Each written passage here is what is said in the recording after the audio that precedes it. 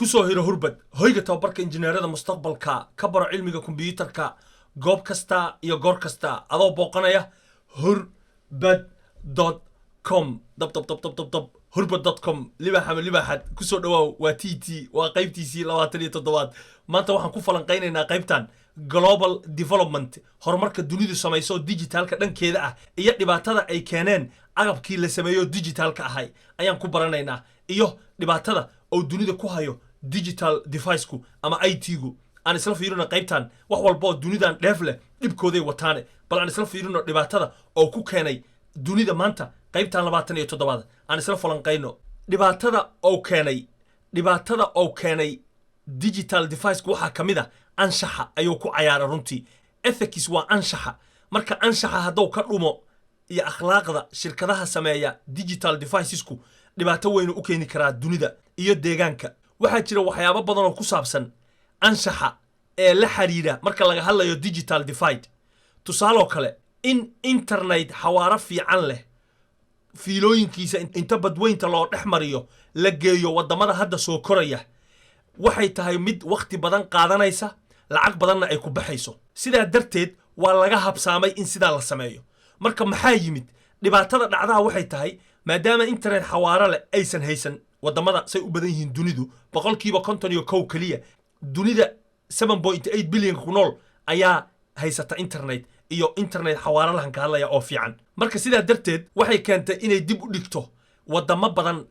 kaabayaashooda dhaqaale ha noqoto mustaqbalka dhow ama ha noqoto mustaqbalka dhexe marka dunida wax badan ayay ka dib jiraan wadamada qaarkood aan haysan internetka xawaaraha leh oo digitally divided noqday anshaxaas yaa looga baahan yahay inuu ethically isgarto oo caawiyo wadamadan soo koraya waa wadamada hormaray iyo kuwa isku sheegay inay yihiin bangiga dhaqaalaha adduunka shirkadda dhaqaalaha adduunka maamusha shirkadda iyo isku tagga isku sheegay qaramada midoobay iyo laamihiisa tirada badan oo qaarna isku sheegayaan inay adduunyada ka caawiyaan dhaqaalaha waxbarashada horumarka iyo wixii la mid ah marka shirkado waxaa jira wadamada hadda soo koraya internet siiyey balse ujeedadooda kaliya ku saleeyay ee u ogolaada dadka inay internetka ku galaan kambaniyaal ayaga ay leeyihiin oo kaliya ama website ayagu ay ogol yihiin oo kaliya marka ethic waa anshaxa waa inaa isweydiidaa ma saxan yahay ma anshax fiican baa right miya mase wrong waa mid qaldan mase waa mudabdabiina bayna daalika laa ilaaha ulaa'i miya waa mid dhexdhexaada miya oo ah independence waxay ku xiran tahay aadheheeda marka independence lama rabee libaax ama libaaxad waxaa loo baahan yahay anshaxa inay ilaaliyaan shirkadaha walibaax haddaad ku hadashiin af soomaali shirkadaha dunida internetka geeyo fadlan cadaalad ku saleeya internet haddaa waddan geynaysiin waxaa geydiin internet la isku halay karo Facebook shirkadda la ilaaha waxay sameeyday waxa la dhaho basics program la dhaho free ay ka dhigtay internetka balse waxay u ogolaatay dadka inay galaan Facebook kaliya iyo wixii la mid ah Facebook oo la halmaala ilaa amarkiis cadaaladda waa ka fogyahay taasu waa tilka qismatun dhiza waaye ama dhiza tarabtaba dhehe waa cadaalad midaan ku salaysnayn qaybintaasu dhibaatada oo ku hayo dunida agabka la soo saaraya sanad walba sida shaatiga camal loo bedesho waxay keentay wax la yiraahdo exploitation wax badanaa lagu fasiri karaa balse hadda haddaan ku saleeyo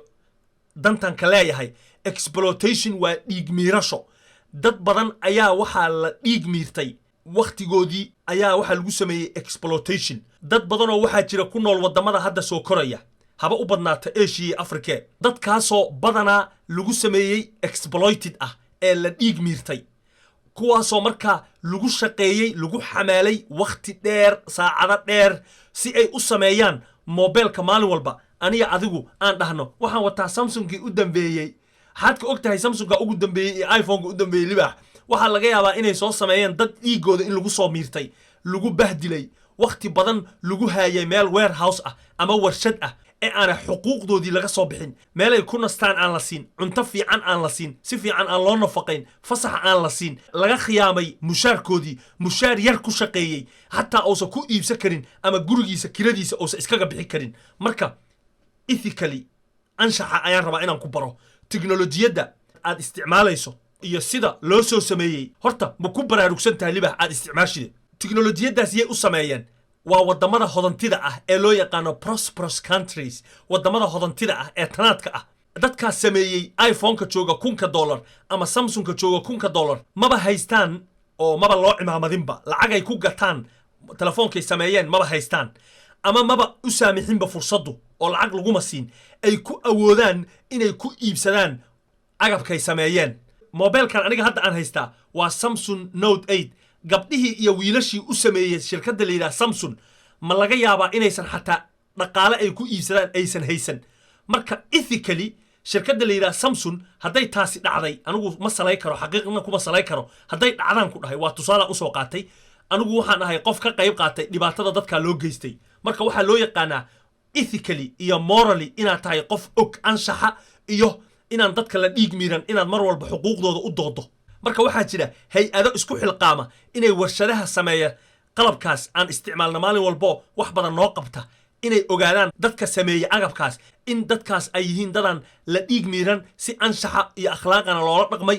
mushaarkay ku shaqaynayeenna la siiyey ilaahay amarkiisa libaaxi maanta wuxuu la yimid inuu xuquuqda bini'aadamka u doodo war libaax wax badanaan rabaa inaan kaa tuso meelo badan ma raba inaad dunida aad dhahdo anigu wax walbaan rabaa inaan isticmaalo wax walba wixii cusub caalamkaa jecel sidee loo soo sameeyey waa inaa isweydiidaa waxaa loo yaqaanaa the ethical question su-aasha anshaxa ku salaysan marka dhibaatooyinka uu keenay digital device-ka markii laga dhammaadoo la isticmaalo la iska tuuro ama meel la iska dhigo waxaa yimid deegaanka inuu dhibaato weyn u keenay oo dhulkii baaba'ay geedihii qalaleen xataa dhulkii oo roob di'i waayo ayaa dhacday marka environmental impact dhibaatada uu ku leeyahay bii'ada ama deegaanka ayaan ka hadlaynaa hadda dhibaatada iyo saamaynta uu ku yeeshay digital device-ku deegaanada runtii waa mid aad iyo aad u xeel dheer markii laga hadlayo tiknolojiyadda dhibaatada ay ku haydo dunida siiba waxaa laga dareemaa dhibaatadaas wadamada aan qashinka laga qaadin ee meel walba wax la iskaga tuuro ee loo yaqaano developing countries wadamada e-waste libax mataqaan waxa la yidhaha ama libaaxad e-waste waxaa la dhahaa electroniga qashinka ah qashinka electroniga haddaanan meel lagu kaydiyo lagu abuuro aan la helin dhibaato badanoo u keeni karaa deegaanka agab badanoo lafdhabar u ah smartphone-kaad isticmaasha maalin walba ama kombiyuutarada waxaa laga sameeyey waxyaabo khayraad oo raw material loo yaqaano khayraadka dhulka laga helo sida birta dahabka iyo colton ee ah qayb ka mida biraha laga soo fagto dhulka waa wax u eg ciid oo madooba oo kale balse markii lagu sameeyo la warshadeeyo bir laga soo dhex saari karo marka colton iyo wuxuu ka samaysan yahay gold iyo dahab oo ka samaysan yahay smartphone waliba ha isdiin telefoonkayga dahab laga sameeyay inta burburido ha raadin dahab kamida ilaahay amarkiis iga dacaartay libaax ama libaaxad yaana ku sheegintaa intaad qashin walba soo qaadataa dhihin dahab iyo waxa laga sameeyay wax la dib loo iibi karo waxaas waa wax la dhalaaliyey oo wax run aad iyo aad u yar runtii soo helidda marka coltonka iyo goldiga si loo helaa la yidhi dahab waa in dhiiqo badan la qodaa dhibaato badanna loo geystaa deegaanka marka maxaa dhaca waxaa jira la yidhaahdo mining ee ah god dheer inta la qodo in la soo fago fagid waaye waa in la soo fago dhulka marka materialkii si loo raadiyo dhibaataday ku hayso waa maxay dunida marka runtii waxay keentay dhibaato badan ee ah in dhaqaalo badanna oo ku baxo dad badanna dhibaato loogu geysto shaqaale ka mid ah dadkii qodaya godadkaas siiba Afrika ha u badnaatee godad waxaa jira adoo wadada iskaga socda baabuur wata ama kaligaa socda aad ku dhacaysaba qofku ka soo bixinayana oo jirin godadkaasi dhibaato badan ay u keeneen dhulkii inta la qodaana la duugin godkii ama inta la qoday aan godkii marka aan laga fiirsan dhibaatada u keenay hatta dugaaga ku noolaada godadkii oo habeenkii inta ka soo baxa dadka dhibaato u geeya waxay aad iyo aad uga dhacdaa runtii galbeedka Afrika taasi sida marka loo sifaynayo ciidii iyo dahabkii iyo dhiiqadii qashinkii la socday sida mataqaana loo kala miirayo ee markaa loo kala sifaynayo ayaa waxay tahay in la isticmaalo kiimika badan ee markaa ku ah dunida dhibaato weyn u keenta deegaanka haddii lagu daadiyo ciiddu ay dhimanayso dhulka oo madoobaanayo dhulkaasuna oo noqonayo meel uusan geed ka soo bixin oo noqonayo wahiya khawiyatun calaa curushiha meel uusan deegaan dhanba ka soo bixin marka ugu dambayntii waxaad ogaataa dadku badanaa isku madayaan in ay meeshii ku habbooneed oo loogu talagalay in tiknolojiyadda laga baxay sidii loogu talagalay in qashinka loogu daro ee ah in inta la geeyo shirkad loo geeyo shirkadaasu ay biraha iyo macdanka iyo dahabka inta kala bixido ay dhalaalido wixii dhibaato ku ah dunidana ay markaa kadib meel loogu talagalo dadka iyo deegaanka aan dhibaato u keenayn ay ku aruurido dibna loo soo isticmaalo wixii looga baahan yahay ee loo yaqaano recycling marka dhibaatadaasi waxay keeni kartaa in ay runtii keento wax badan ee loo yaqaano toxic waste sida batteriga oo kale batteriga waxa ku dhex jiro madow kansar laga qaadaa waxa kamid ah khadda brinterada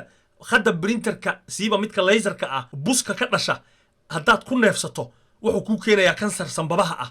waxaa jira transistoriska hadda muuqaalka halkan kaaga muuqda waxaani waa transistor waa waxyaabaha dabka dhaliya gudihiisa waxaa ku jira wax madooba ee haddii aan inta furto aad soo bixido sida bateriga oo kale dhibaato kuu keenaya ama birtiisu hadday kumido waxaad ka qaadi kartaa tetano markaa kadibna adiga dhan inta infection qaadaa lugta lagu jari karaa ama gacanta iyo meesha kaa mudo jirkaagaba e-waste waa muhiim wadamada hadda soo korayana kuma baraarugsana libaax ama libaaxad waxaa jira marka dad isku howla ee loo yaqaano recycling computers ee ah qashinka intaan lagu darin kombiyuutarka in dib loo soo isticmaalo hay-ado waxaa jira isku daya kombiyuutarro laga baxay ama kuwo aan shaqaynayn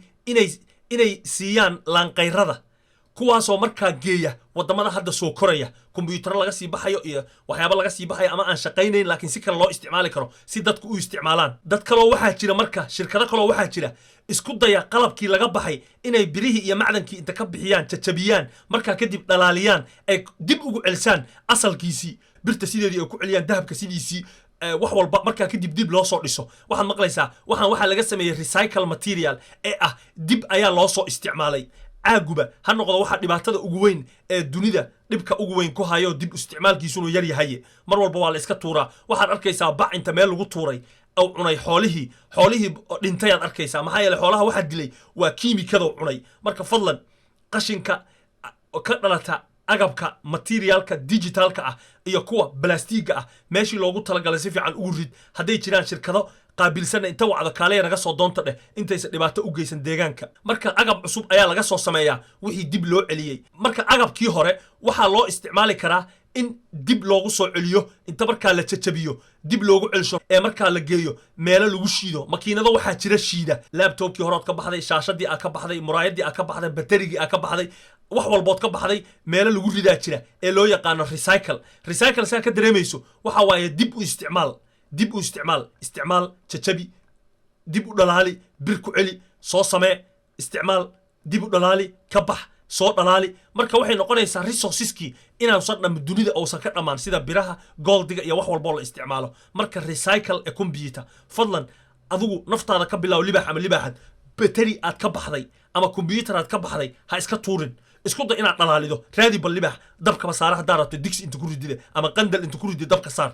ilaa markiis libax baa too bilaa waxa la dhalaaliyo waxaana looga baahan yahay aniga iyo adiga iyo qof walba digital device isticmaala inaan sameeyno waxa la yiraahdo protecting the environment ee ah inaan deegaanka difaacno ee aan ka ilaalino wax walba deegaanka dhibaato ku ah waxa jira hadda shirkado isxil qaamay ee deegaanka difaaca waxaa jira waxyaabo badan oo lagu howlan yahay projects oo digital technology ay ka caawido ayadoo marka internet la isticmaalayo si dadku ay u difaacaan deegaanka tusaale kale waxaa jira biyaha hoostooda sansaro la geliyay ee sansarkii hadda xasuusto ninkii hooyadiis u duceeyay albaabka automatic isku furo kale ilaahay markiis libax